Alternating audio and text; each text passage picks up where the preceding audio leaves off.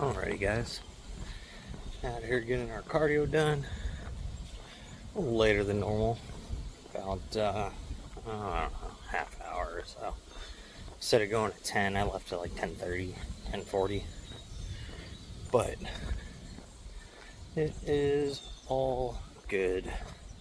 It is going to be raining here shortly. It's actually starting to sprinkle, so that's good that we're almost done with our walk. We for the most part, it seems we're going to beat the rain. It could all of a sudden just start downpouring, which is pretty common for here. But we'll see. Maybe I get lucky. But anyways, so, yesterday was arm day. Biceps feel sore. Triceps definitely sore. So hitting the triceps with those new bars and just putting the hands into a new little position they haven't been working in, man, oh man, has that changed things up.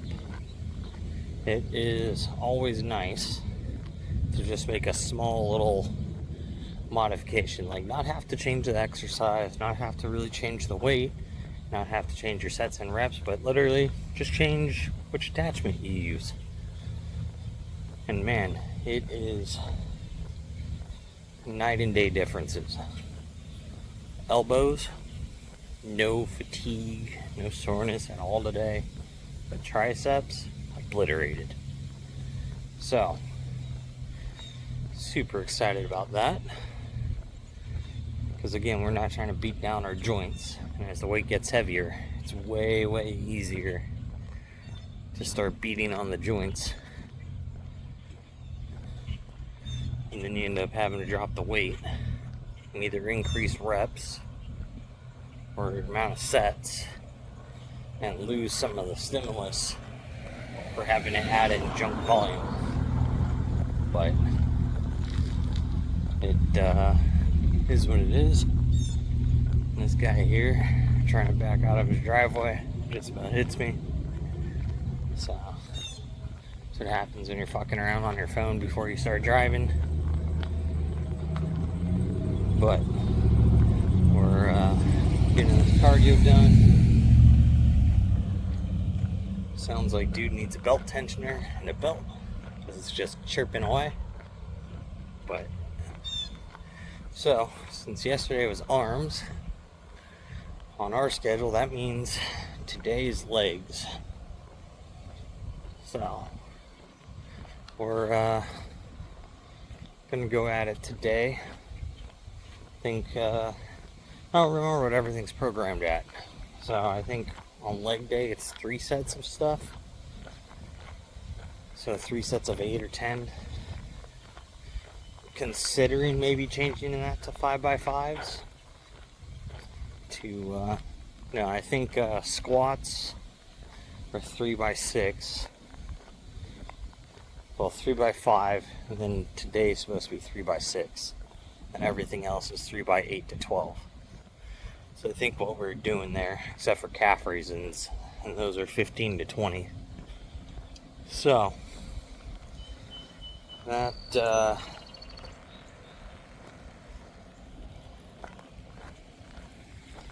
I need to figure out something for legs. Like, I'm getting some stimulus and they are getting some strength. But it's definitely not as effective as I would like it to be. Mostly because I don't have the ability to do leg extensions and leg curls yet. But hopefully soon enough we'll be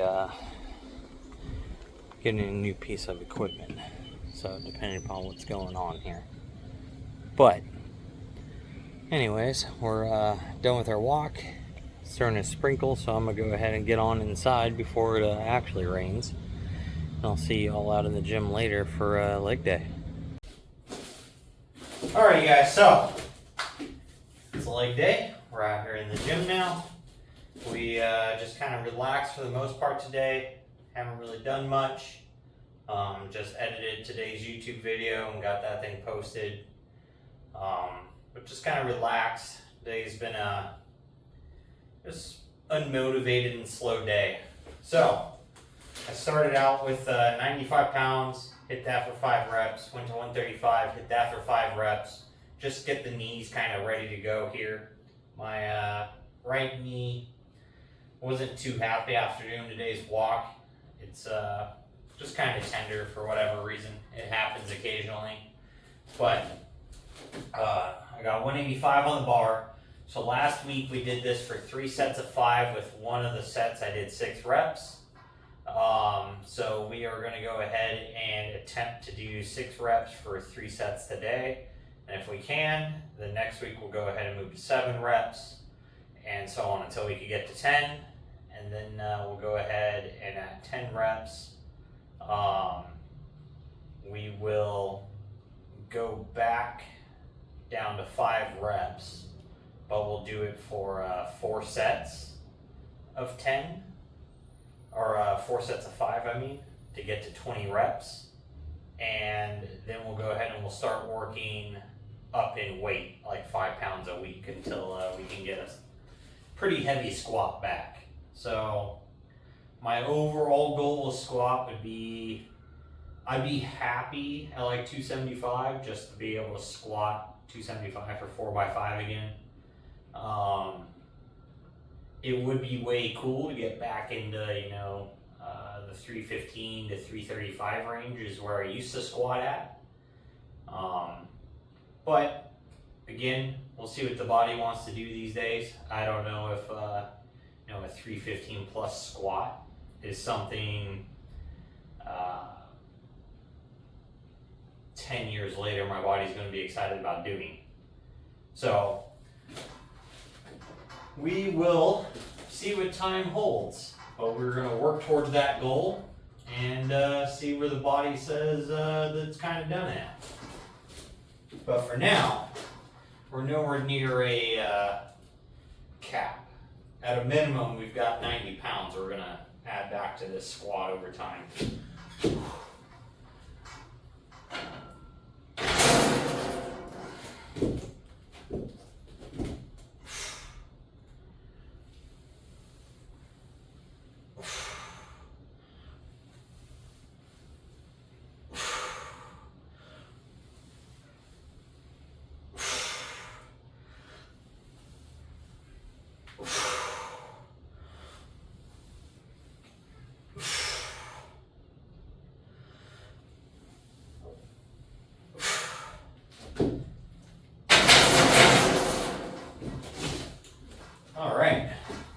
Those first 6 reps felt very solid, felt very controlled.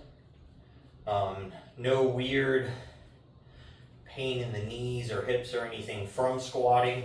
That's out of the normal range of soreness or pains. Don't feel anything in the lower back. So, I think we're good to keep squatting today. And I will be back here in a couple of moments after I hit the next 2 sets of... Alright, so we did our 3 working sets of 6 at 185. The first 2 sets, first set of 6 pretty easy. Second set of 6, I struggled to finish, but we got through the 6th rep. The 3rd set, I was only able to do 5 and failed on the 6th. So next week we'll go ahead and we'll stay at 6 reps, but I should be able to complete 3 full sets of 6 reps at 185 next week. Don't have any current lower back pain. We'll see tomorrow morning how the lower back feels. But so far, that bar pad is doing the trick. So since low bar squats kill my lower back, high bar squats aren't so bad on my lower back, but the bar digs in real crazy into my spine, and it's more painful dealing with the bar digging in than it is freaking the lower back pain. So with the bar pad, keeps that bar from digging in, and I'm able to actually go through and do my reps. I don't feel all the pain and uncomfortability that I was having while squatting. Obviously, I've lost a lot of squat strength from not squatting for very, very long period of time. So, but I am still able to squat 185. Isn't terrible when I'm sitting at like a 205 body weight. So, almost that body weight. Obviously, I want to be above that, which is the goal. It's just gonna take a little bit to get there with trying to do it at, at least a 3x5 ability, not just, one repping it. Like if I wanted to just one rep a squat, yeah, I can still squat, probably 225, 245. The form may not be the best, and I'm sure my lower back is going to be sore afterwards, but I can still squat mid 200s for a one rep. But we're trying to get some volume in and not just, train for a one rep max.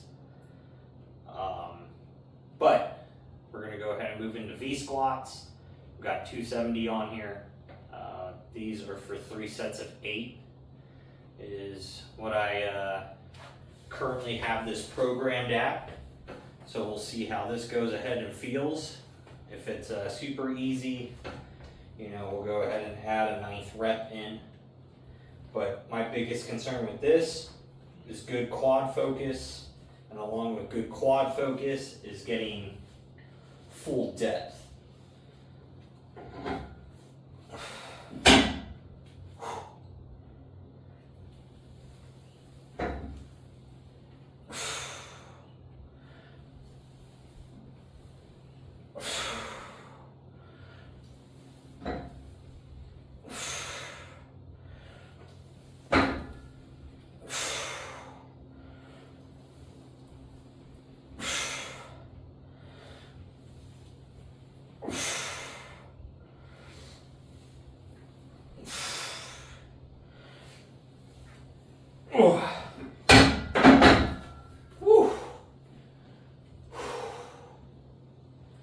Definitely can feel it just blasting the quads away. They already kind of feel like noodles. But that's fine. We got 2 more sets of this, and we'll go ahead and struggle them out. Leg days are just not my favorite day. Like, I'm here to get it done and put my effort into it. Since I'm here anyways, I need to be trying and making sure I'm making some sort of progress over time, which I definitely am. My legs are definitely bigger now than they were, 66 days ago. So, or 65 days ago, since day 66. So, they are slightly bigger. I definitely have a lot more quad size, but it's definitely nowhere near what I'd like to get to yet. But that home gym life, makes it kind of hard not having like a leg extension machine to where I could just really just blast the quads once they're fatigued and really get that size put on them. In my opinion, that's probably the best exercise you can do if you have any sort of like weird knee pains, your squat's terrible, or you have a hard time squatting. Like if you have a hard time squatting, make sure you hack squat and V squat. It'll help supplement having a hard time with your squat. It'll make that stronger over time as well. And then moving into your leg extension, you get to just straight isolate your quads. So you don't have to worry about lower back, you don't have to worry about hamstring and glute strength. It's all precise and to the point of building big quads. So in my opinion, that's the next to like obviously just big heavy fucking squats. The leg extension is king for leg development, in my opinion. And man, my dog is just going off on it today. But I'm gonna get the next 2 sets of these knocked out, and then I will see you guys here in a moment. We're gonna go ahead and move into RDLs. So Romanian deadlift, straight leg deadlift, however you would like to classify it. I like doing these because I get to work on that the hip hinge itself while building the lower back extensors and the glutes and a lot of hamstring. So if you're trying to build basically that posterior chain from your knee to the lower back, these are going to be a great option to look at, in my opinion, at least for strength and stability. Obviously, you know, there's going to be some limitations on these for a lot of people. One, if you load it up too much and you have bad form, you're going to make your back hurt. If you load it up too much and you have bad form, your hamstrings are going to hurt a lot, and you're not going to get great contractions, and they're not going to be very beneficial for you. Now, if you're starting off light and you're just slowly progressing these things and you're looking for good quality, slow reps under volume-wise, 2 to 3 sets, rep-wise 10 to 15, right in that range.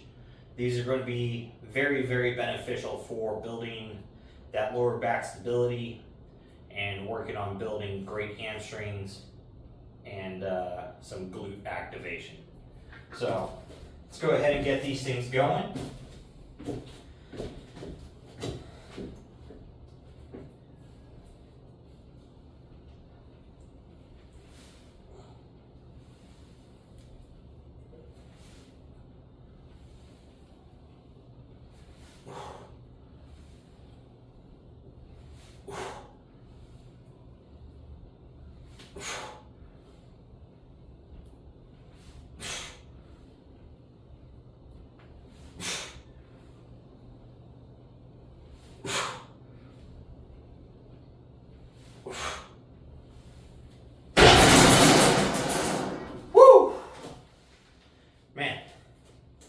Those right there always put such a great pump into my hamstrings.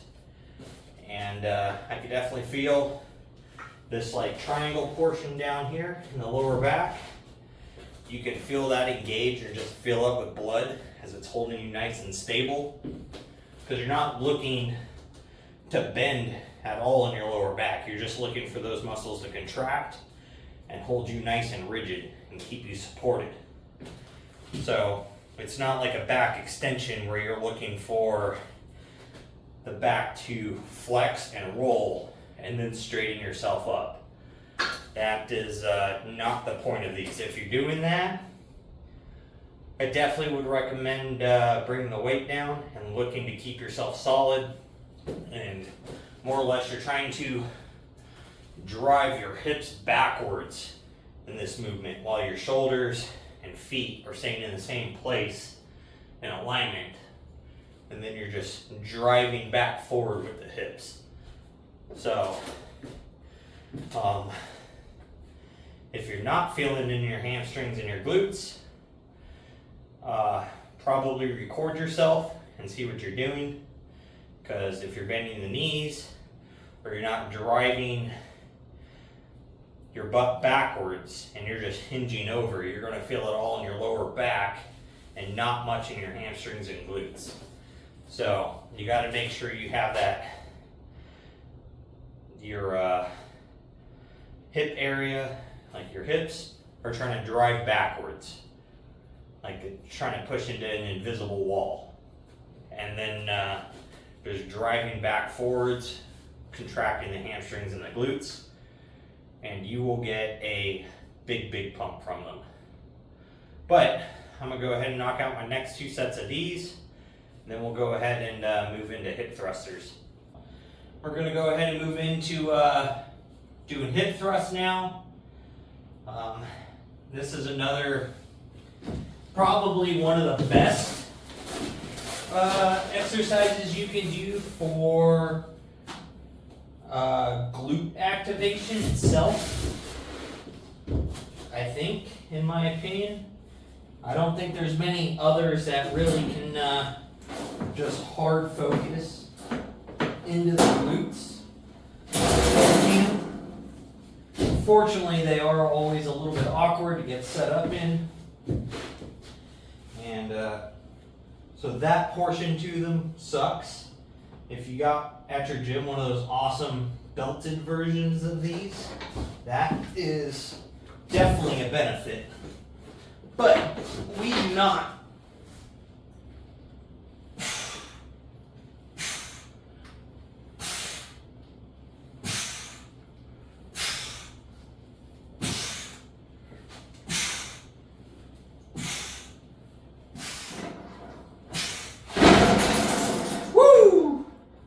So, unfortunately, these are definitely very awkward to do when you have to do them on a bench and a barbell just kind of set up on some catches. So, that's the way I have to do these things. But I want to do them because everyone likes a big juicy ass.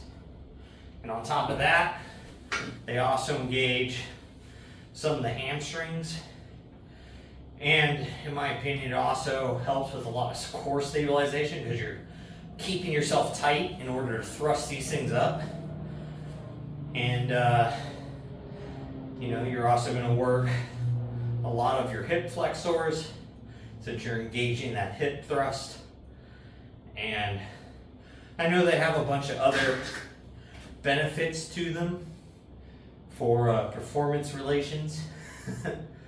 So, the more you can hip thrust, obviously, the more you're going to be able to break your back overall for the goal for us men. But that is besides the point. Unless your mom's coming over later, then, well, that will be the point.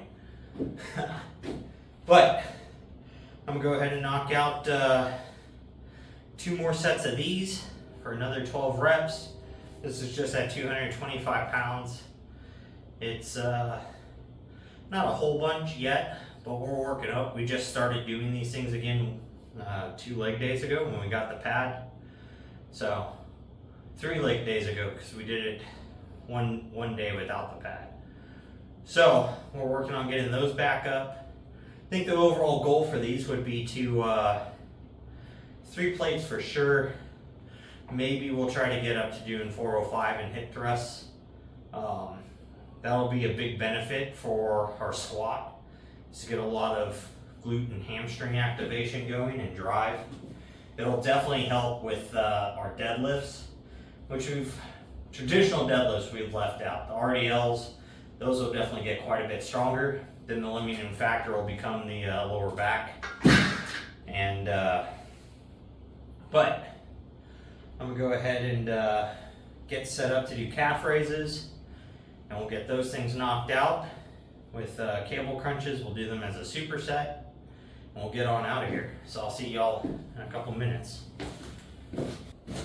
All right, so like we talked about last leg day, we want to go ahead and start doing these with the barbell, so that way we can start working on that ankle stability and overall just body stability with while doing these calf raises, because I noticed this took a whole lot more stabilization obviously than just being fixed into the Smith bar. So with that, it makes it a whole lot harder. But I did feel a whole lot more calf activation from it. So obviously we're trying to do a calf exercise, so anything that can activate them harder is going to be a benefit. So we got 185 on the bar.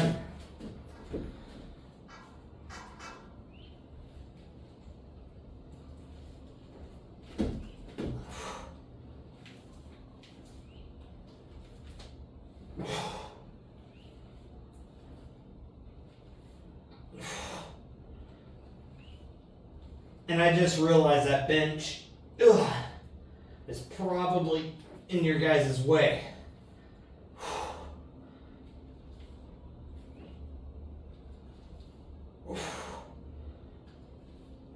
Oh, man.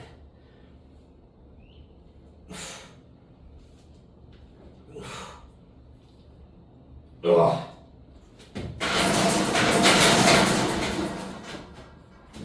Woo! That is definitely pretty brutal.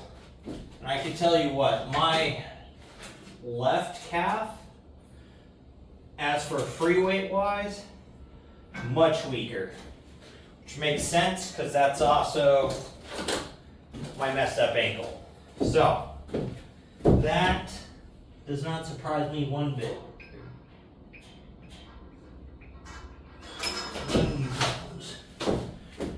So now, we're just going to go ahead and move on to our cable crunches. We'll have to take this bar on and off for each set, but I want to go ahead and superset these today. So that way we can get on out of here and go eat because I am hungry.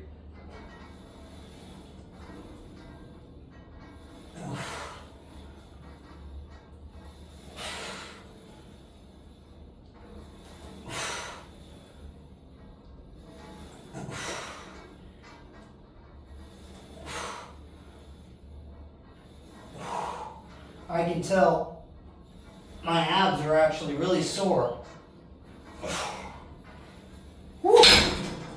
From doing these yesterday with this bar and moving up to 90 pounds. It definitely contracts and focuses a lot more on my lower abs with this attachment for some reason, with just the way I'm holding my arms and the way it forces me to contract and go through the crunch. So that's nice.